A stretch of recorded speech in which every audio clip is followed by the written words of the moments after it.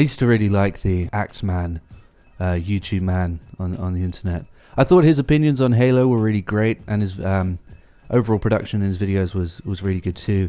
I stopped watching though after he made a video about how we need to keep politics out of video games, which is something that's pretty much impossible. I mean, every game ever made has some sort of political undertone, especially when your favorite game franchise of all time, Halo, is about joining the army and fighting back against alien invasions. Then I think it's a little bit ridiculous and somewhat optimistic to assume that you can have video games without politics in them.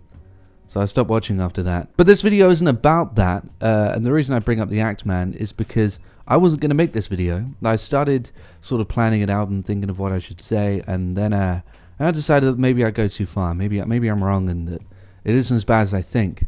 And then a few hours later, literally a few hours later, I'm scrolling through my Twitter, down to the video games section on Twitter, where Twitter pretend to know what video games are. And there's a tweet from the Axeman promoting his new video, The Decline of Xbox. Here we go. Okay, so I get the console war. I totally understand the console war. And I remember when I was a teen, I used to sit at this big chunky desktop and watch YouTube videos about comparing the 360 and the PS3. And I was a PS3 fanboy.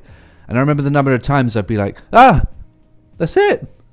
That's all we needed. There's the proof. The PlayStation has a faster processor.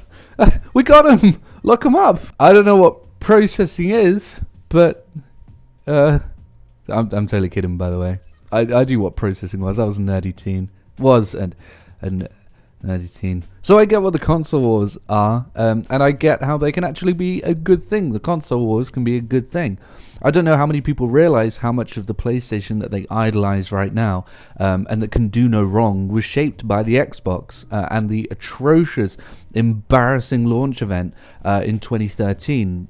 Straight after that launch event where they talked about how your game will be tied to you and you can't do anything else without it other than play it on your box when you're signed in.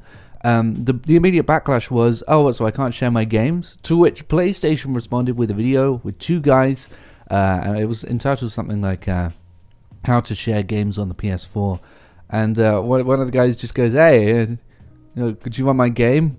And the other guy goes, yeah, alright, I'll take your game. And it was quite funny, and it was Sony's way of fighting back the notion of not being able to share games because they're tied to your account, before spending an entire generation trying to push people to digital download. And of course, with the Xbox's incessant need to focus on other media platforms other than gaming, the PlayStation then responded by focusing all of its marketing on making sure that you know that this is a games console that's focused on games as a whole. And I mean, they even made their slogan for the players. It seemed as though after the Xbox launch, the Sony marketing was focused less on marketing a PlayStation and more on marketing a not Xbox.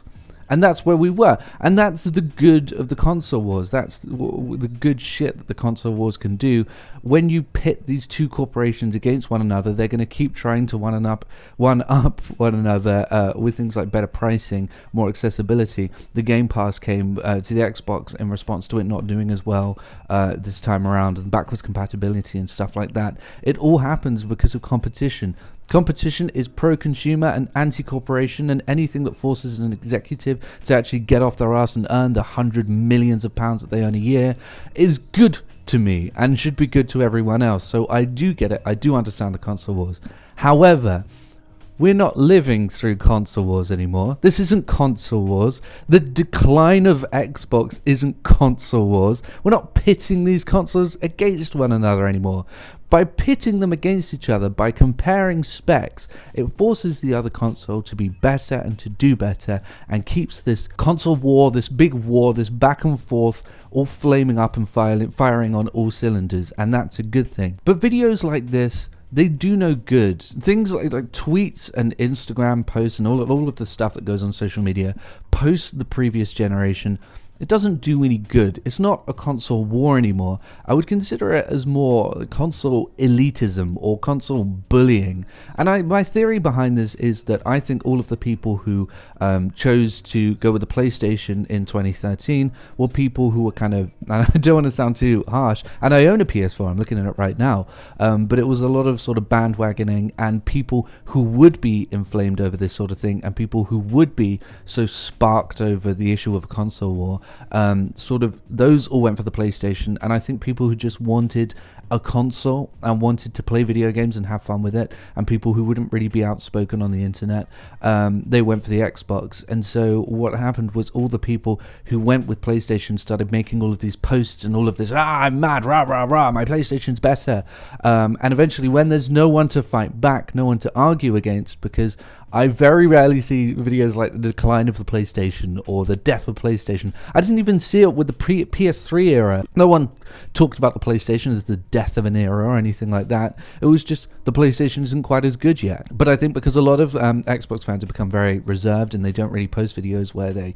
try to fight the PlayStation, that it started out as, hey, look, my PlayStation's better, it's better, it's better, and with no response, no comeback. It's just, oh, well, I guess we won. But you didn't win, and it's such a stupid argument, and it's so dumb to say something like this. And I can't believe influencers with hundreds of thousands and even millions of subscribers are doing this shit, because it's so stupid. Firstly, it just straight up doesn't make sense. Microsoft is still one of the richest companies on the planet right now.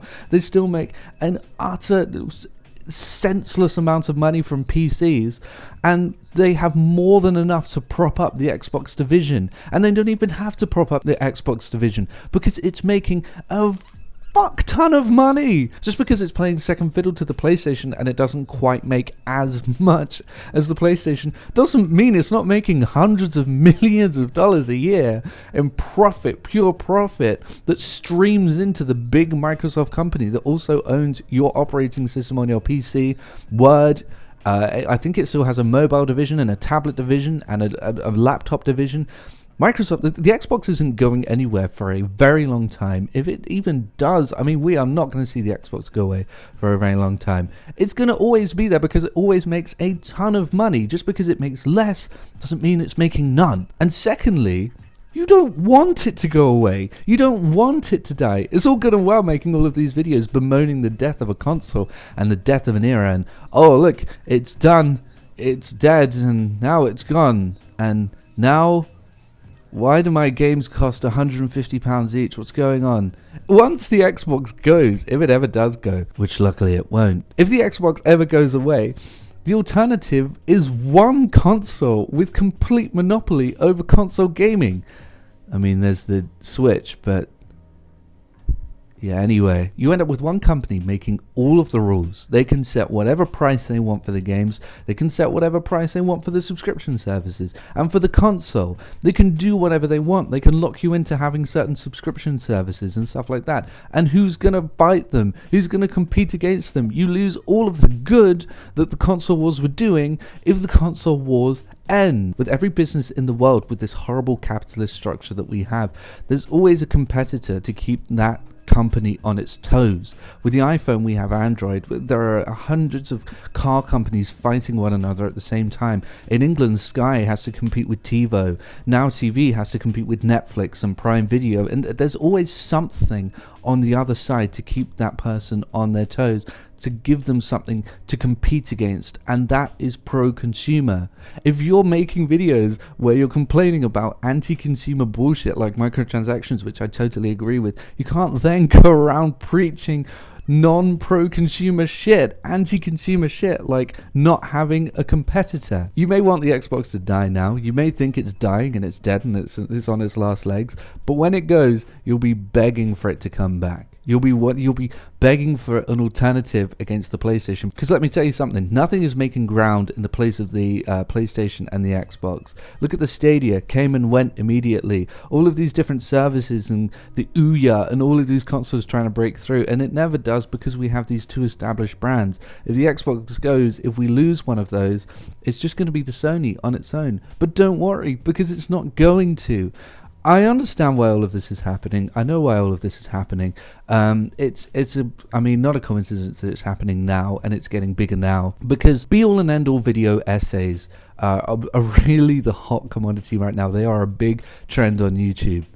And I should know. I can't tell you how many times I boot up my fucking YouTube to see some pissy video from some kid saying something like, Hollywood is dying because women, or Battlefield, the death of Battlefield because of women. Man, the internet really doesn't like women. I wonder why they feel the need to defend themselves all the time. And if it's not something like that, it's something like The Rise of Skywalker will definitely bomb at the box office. It made $1 billion. Or Captain Marvel will definitely nosedive at the box office.